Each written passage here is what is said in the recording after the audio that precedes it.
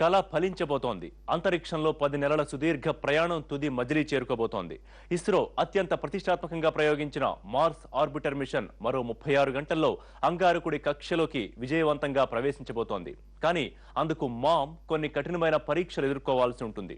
ఇంతకీ ఏంటా పరీక్షలు? మామ్ చుట్టూ తిరగాల్సిన మామ్ ఇప్పుడు ఏం చేస్తోంది? 10, 9, 8, 7, 6, 5, 4, 3.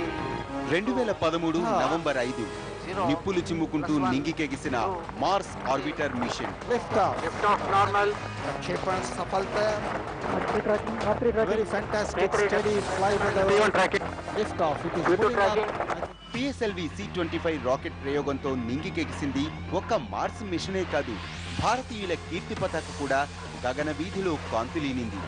అలా 10 నెలల కిందట ప్రయోగించిన మార్స్ మిషన్ ఇప్పుడు సక్సెస్ఫుల్ గా తన తుది గమ్యానికి చేరువైంది.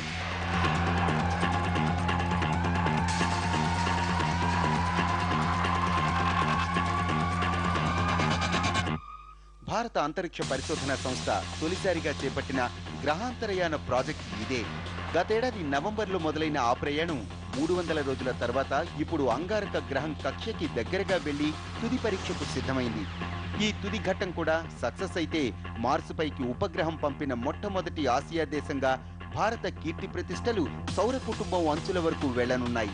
ఆ తుది పరీక్షలో కూడా మామ్ సక్సెస్ అయితే అమెరికా, రష్యా, యూరోప్ల తర్వాత ఈ మార్స్ మిషన్ ను సక్సెస్ఫుల్ గా పూర్తి చేసిన దేశంగా భారత్ చరిత్ర సృష్టించబోతోంది.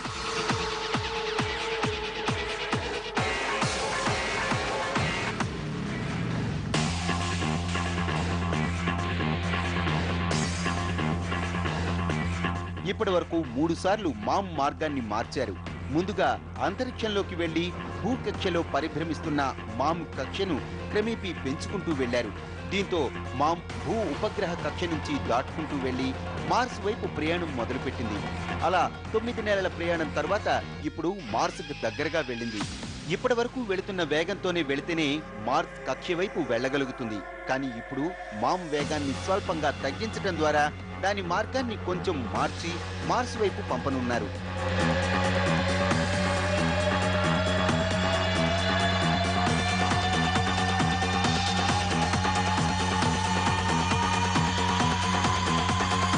ఇది మాటలు చెప్పినంత ఈజీ కాదు. రోడ్డు మీద వేగం తగ్గాలంటే బ్రేకులు వేస్తాం, కానీ అంతరిక్షంలో ఓ ఆర్బిటర్ వేగం తగ్గించాలంటే బ్రేకులేయటం సాధ్యం కాదు. దాని గమన మార్గానికి వ్యతిరేకంగా చిన్నపాటి ఒత్తిడి కలిగించాలి. అది కూడా ఒక చిన్నపాటి రాకెట్ ను మండించడం ద్వారా చేయాలి. అంతరిక్షంలో ప్రయాణించే మామ్ లాంటి ఆర్బిటర్ల వేగం తగ్గాలన్నా, దిశ మార్చాలన్నా ఇలాంటి చిన్నపాటి రాకెట్లను పేలుస్తారు. ప్రస్తుతం మార్స్ ఆర్బిటర్లో స్తబ్దుగా ఉన్న లిక్విడ్ అపోజీ మోటార్ ఇంజన్ ను ఖచ్చితంగా 3.968 సెకండ్ల పాటు మండించారు. ఈ స్వల్ప సమయంలో దాని వేగం తగ్గుతుంది. మార్స్ దగ్గర పడింది, అంగారకుడు దగ్గర వచ్చింది, చాలా దగ్గర వచ్చింది. ఫైనల్ స్టెప్ ఏమిటంటే 24వ తారీఖు నాడు పొద్దుట 7:15 సుమారు ఒక రాకెట్ ఫైర్ అవుతుంది. మంగళయాన్లో ఉన్న రాకెట్. దానివల్ల ఏమిటవుతుందంటే మంగళయాన్ తాలూకు స్పీడ్ తగ్గుతుంది.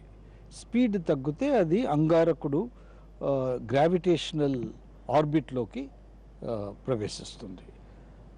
అదంతా అవ్వడం ఇస్ ద లాస్ట్ స్టెప్. ప్రస్తుతం సెకనుకు 22.1 కిలోమీటర్ల వేగంతో వెళుతున్న మామ్ వేగం క్రమేపీ తగ్గుతూ రావాలి. అంగారకుడిని సమీపించేలోగా దాని వేగం సెకనుకి 4.4 కిలోమీటర్లకు తగ్గాలి. అప్పుడే మామ్ అంగారకుడి కక్షలోనికి వెళుతుంది. ప్రస్తుతం మార్స్ కక్షకు సమీపిస్తున్న మామ్ వేగాన్ని అంచెలంచెలుగా తగ్గిస్తారు. మొత్తంగా లిక్విడ్ అపోజీ మోటార్ను 24 నిమిషాల పాటు మండించి దాని వేగాన్ని మార్స్ కక్ష్యా వేగానికి సమానం చేస్తారు. అప్పుడు మామ్ మార్స్ చుట్టూ నిర్ణీత ఎత్తులో పరిభ్రమిస్తుంది. భూమి చుట్టూ ఉండే ఉపగ్రహాలను కూడా ఇలాగే భూమిపై నుంచి పంపుతారు. కాకపోతే మార్స్ కక్షలోకి భూమి నుంచి పంపారు, అంతే తేడా.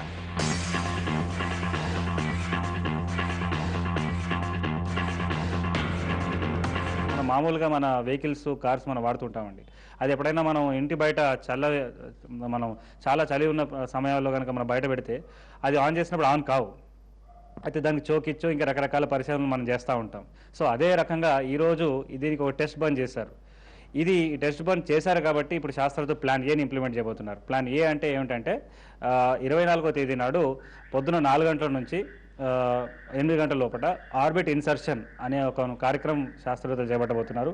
ఇందులో భాగంగా ఈ యొక్క అంగారక గ్రహం ఒక కక్షలోకి ఈ ప్రవేశపెట్టే కార్యక్రమాలు జరుగుతాయన్నమాట. అందులో ముఖ్యమైనది 7 గంటల 17 నిమిషాలకి 7 గంటల పొద్దున 7 గంటల 15 నిమిషాలకి ఏం జరగబోతోంది అంటే శాస్త్రవేత్తలు ఈ లిక్విడ్ అపోడి మోటార్ని 24 నిమిషాల 14 సెకండ్ల పాటు మండించనున్నారు.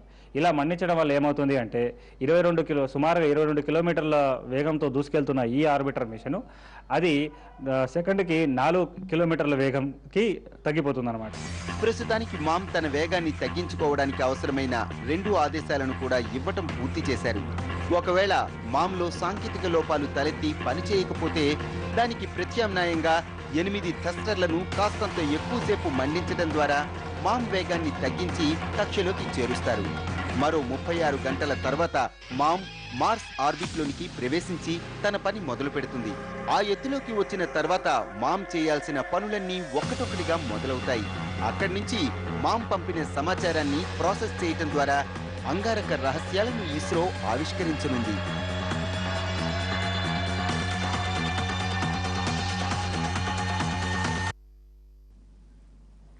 మార్స్ కక్షలోకి వెళ్ళాక మామ్ ఏం చేస్తుంది? బ్రేక్ తర్వాత చూద్దాం.